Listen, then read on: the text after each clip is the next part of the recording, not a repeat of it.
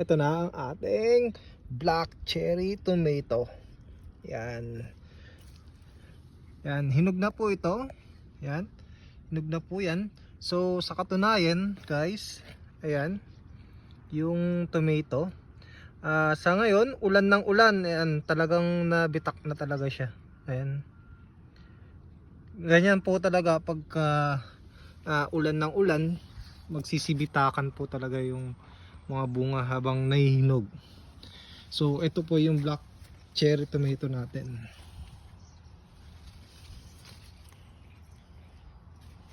Yan, so baka i-harvest ko na to kasi ulan po ng ulan.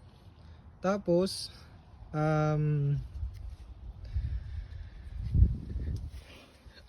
malapit na lumamig. Yan, so, kaya na to. Ayan, oh.